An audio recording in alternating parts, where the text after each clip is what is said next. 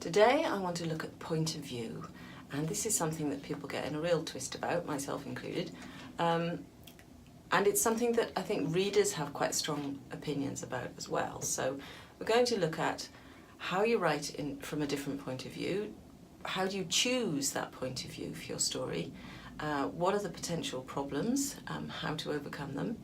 And by the end of the video, you should have a clearer idea of how to choose your point of view when you're writing a story, how not to worry about it, and how to use it to the best effect, because there are really powerful ways you can employ multiple points of view. You can maybe use a point of view that you were a bit nervous about to start with and can see that it's not as scary as you think. And don't be afraid to experiment, so stick around and I will give you my explanations of the first points of view that I think are most commonly used, and we'll have other videos looking at it in each one in more depth, but this is a sort of overview to get you started, okay? So I think it might be helpful to look at some of the books that I've written and how I use point of view in those as well. For instance, this is a good example. The Winter Witch, we have two different viewpoints in this. So one of the viewpoints is first person. Morgana, the main character, speaks in the first person when we have her sections in the book. And the other viewpoint is third person. So what do we mean by that? Well, first person is obviously I. So you're writing the whole thing from I, and we get a very close personal view from that one. We are inside the head of the character. So I woke up and I looked out of the window. I realised that the snow was too deep to get out of the house. That's a first person point of view. And that is how my main character in this book talks. But Kai, the secondary character, or the second main character if you like, we look at him from a third person point of view. So it would be he looked out of the window and he realised that the snow was too deep for him to get out of the house. Now you can see immediately that you are stepping back a little bit. And that's the main difference that everybody cites between writing in the first person and writing in the third person.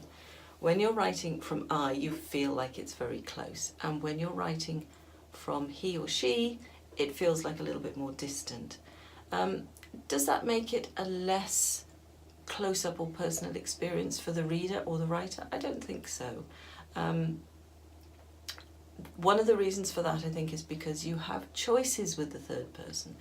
You can have a very close third person viewpoint, which we call a subjective viewpoint, or you can have a slightly more removed and stepped back viewpoint, which is an objective third person viewpoint. Already beginning to get a bit complicated. Well, it isn't really.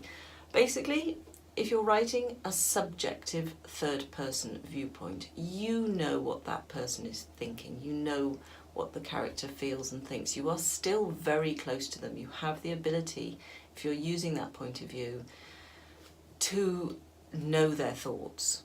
So you can say things like, she thought it was a stupid idea. She thought it was going to be very difficult, because if you're writing that subjective third person, you know what she thought. Okay, so you're still really close. You're still very much experiencing things through that character. But if you're writing the third person objective, you don't know that. You have to observe more. You have to describe things through the actions and responses and reactions of the character.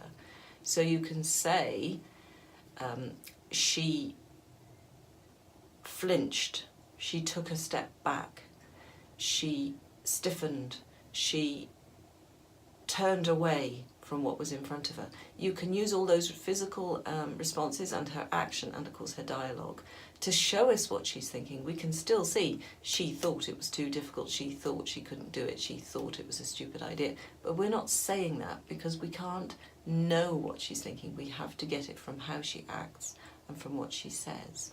So those two versions of the third person, you don't need to know whether they're called objective or subjective. You have to just make that decision at the outset.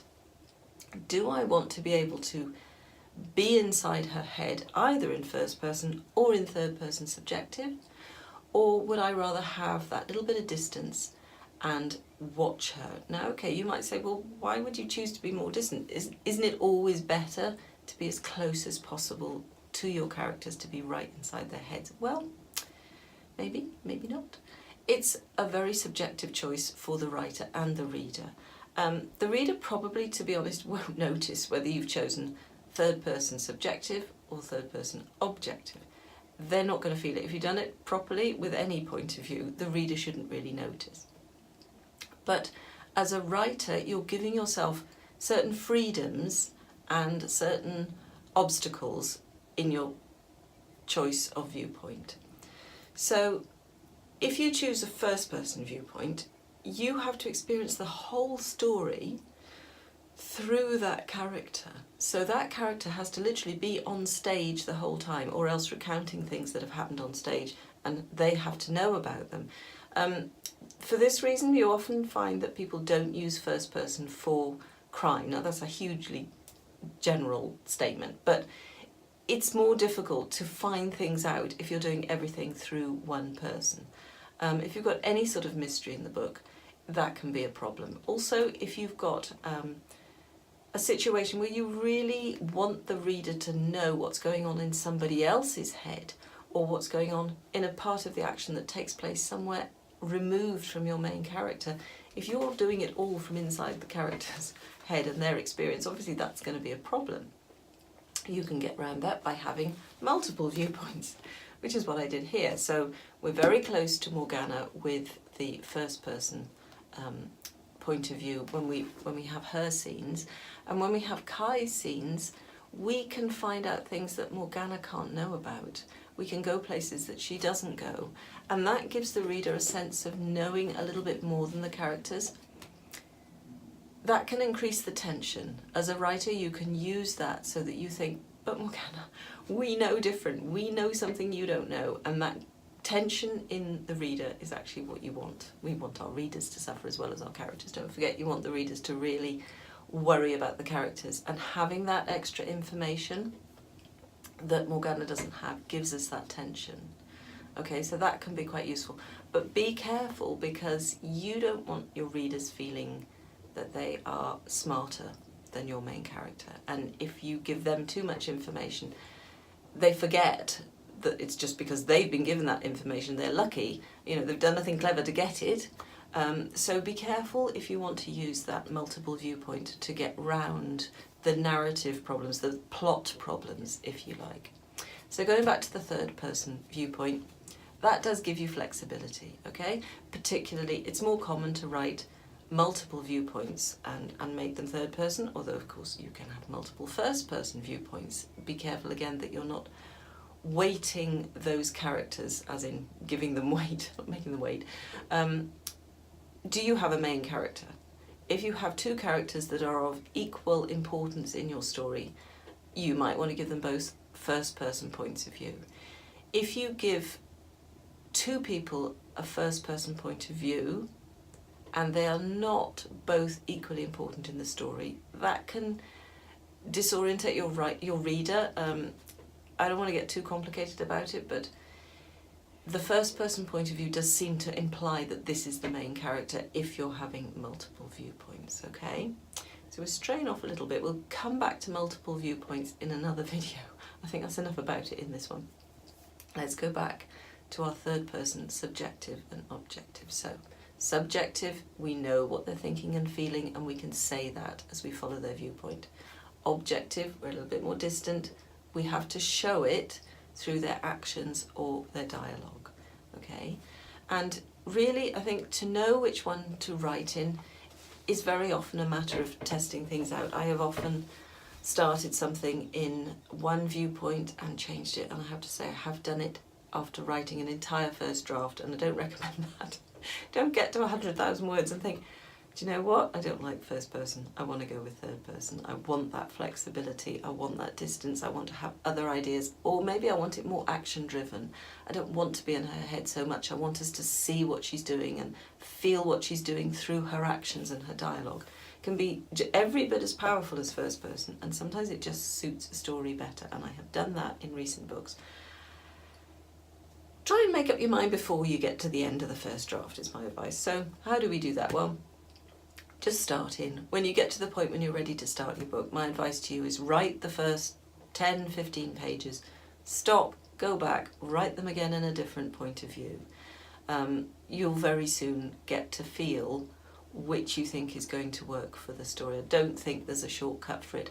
There's no hard and fast rule for genre or for anything else. It really is what you feel best works for that story.